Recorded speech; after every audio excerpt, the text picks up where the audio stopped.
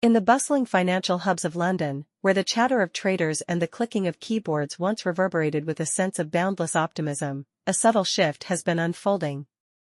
The rhythmic pulse that once drove the engine of the UK's economic growth is now starting to falter, signaling a turning point in the nation's financial fortunes.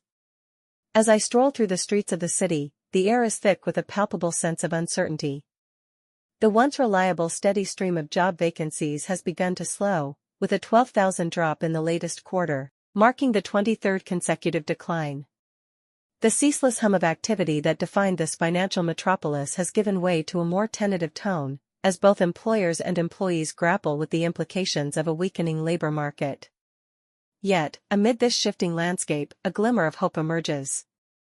The latest data from the Office for National Statistics paints a nuanced picture, one that challenges the prevailing narratives and invites a deeper exploration of the underlying currents shaping the UK's economic trajectory.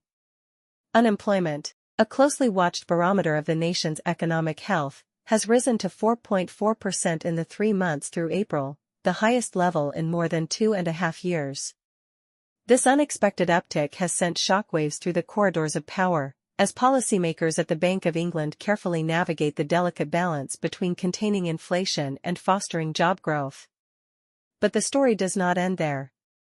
As the labor market cools, the pressure for higher pay in the private sector has also eased, with average weekly earnings rising by a more modest 5.8%, the lowest in 2 years. This moderation in wage growth, even as the minimum wage increased by a substantial 9.8%, offers a glimmer of hope that inflationary forces may be starting to abate. For Rishi Sunak, the Prime Minister who has staked his political fortunes on reviving the UK's economic fortunes, this shift presents both a challenge and an opportunity. The data provides him with a chance to position the government's efforts as a successful response to the cost of living crisis, a narrative he will undoubtedly seek to amplify as he launches the Conservative Party's manifesto ahead of the surprise July 4 general election. Yet, as I delve deeper into the nuances of the report, it becomes clear that the path ahead is far from straightforward. While the labor market may be cooling, the underlying structural issues that have plagued the UK economy for years remain stubbornly entrenched. The rise in economic inactivity, with a staggering 132,000 people dropping out of the workforce in the 3 months through April, paints a sobering picture. The number of individuals classified as inactive has reached 9.43 million, a level not seen since 2015, with the long-term sick accounting for a worrying 2.83 million of that total. This trend, as Rebecca Florison of the Work Foundation at Lancaster University observes, is one of the most pressing tasks facing the next government. The challenge of reintegrating these individuals back into the labor force, whether through targeted retraining programs, improved healthcare support, or a comprehensive overhaul of the welfare system, will be a critical focus for policymakers in the months and years ahead. Moreover, the data reveals an even more troubling trend: the erosion of real wages.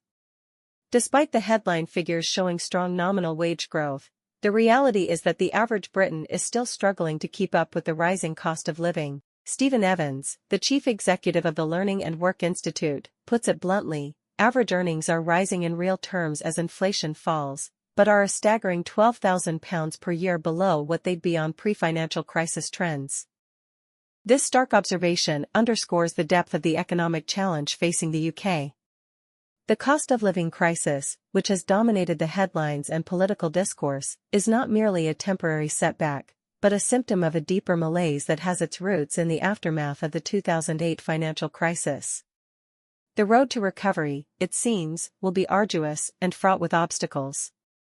As I ponder these findings, I can't help but wonder how the Bank of England's policymakers will navigate this shifting landscape. The data has undoubtedly complicated the central bank's calculus, with the weakening labor market and easing inflationary pressures potentially opening the door for interest rate cuts sooner than expected.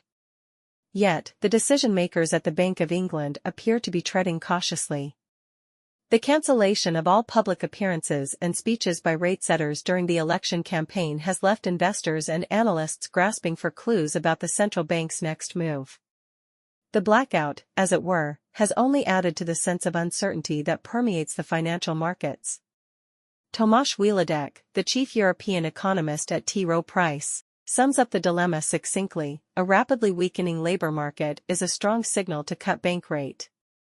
But the path forward is far from clear, as the central bank must weigh the delicate balance between supporting growth and taming inflation, a tightrope walk that has become increasingly treacherous in the face of the UK's complex economic challenges. As I conclude my tour of the city, I can't help but feel a profound sense of unease. The once confident stride of the financial elite has given way to a more cautious gait, a subtle acknowledgement that the tide may indeed be turning. The meticulously constructed narratives of uninterrupted prosperity and boundless potential are now being tested, as the realities of a shifting economic landscape come into sharper focus. Yet, amid the uncertainty, there is also a palpable sense of resilience. The UK's financial sector, long the beating heart of the nation's economy, has weathered storms before and emerged stronger. The question now is whether the country's policymakers and business leaders can navigate these turbulent waters with the same deftness and vision that has defined their past successes. The stakes, as I see it, have never been higher. The future of the UK's economic standing, the livelihoods of millions of Britons, and the political fortunes of Rishi Sunak and his Conservative government all hang in the balance.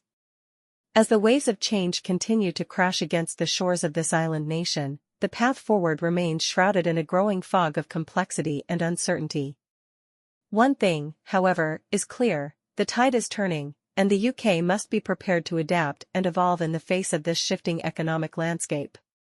The coming months and years will test the mettle of this resilient nation, and the world will be watching closely to see how it rises to the challenge.